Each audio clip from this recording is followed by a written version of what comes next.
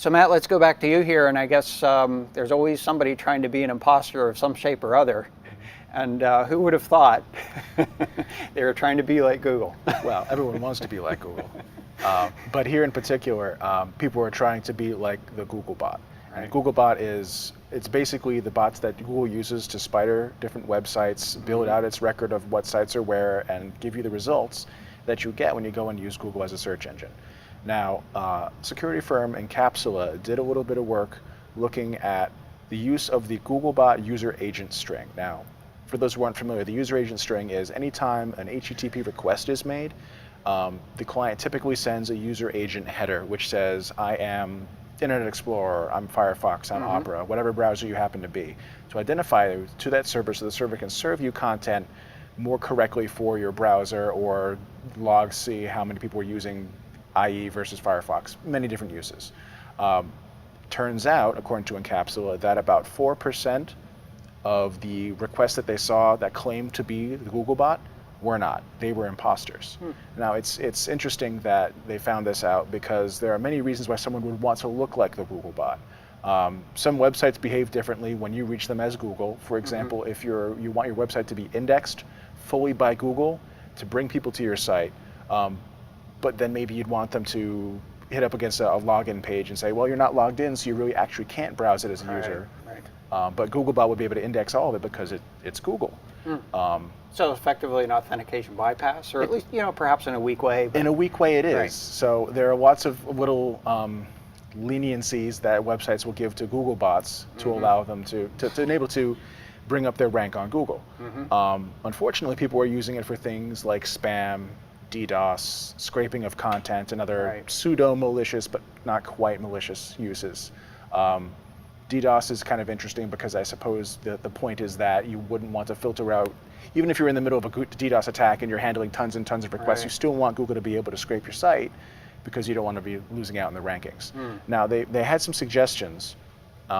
First off, some Googlebot fakes are poorly coded. If you take a look at the other headers in those fields, you can see clearly that this is not Google. It's some sort of custom code. Right.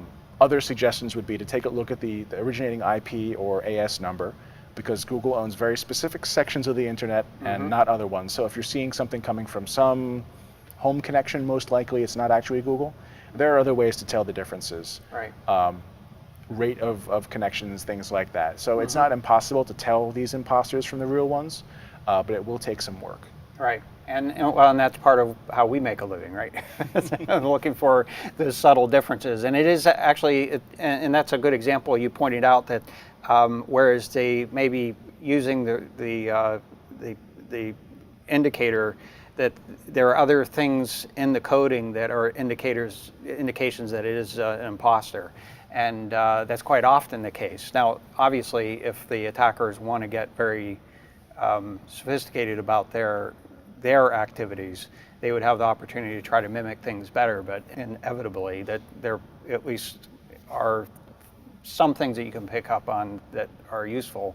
But as you point out, you have to really study it. You have to have a good understanding of what is normal and to be able to differentiate the two. It's going to be a cat and mouse game, I believe. But the end thing is that even if they try and look as much like Google as they possibly can, they've got another ulterior motive that they have to act on, otherwise there's no point to it. So up until the point where they take that action, they may look completely like Google, except maybe for the IP address ranges. But it's as soon as they do that, they take that action, that maybe you can stop them at the last second. Now, I guess they allude to spamming and DDoS attacks. I was kind of trying to understand a little bit better. I mean,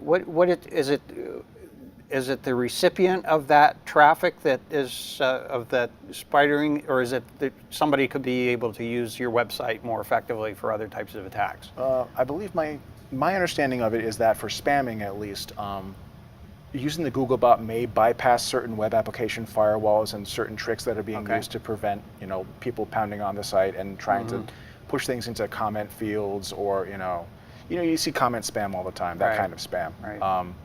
As for a DDoS, like I said before, if you've got a huge volume of traffic coming to your site, you want to still be able to host your site and provide service to legitimate users at the same time that you're filtering out and blocking all the malicious stuff. Right. And a Googlebot request may look more legitimate to whatever system you're using for DDoS defense than some randomized user agent or something that's supposed to be a browser.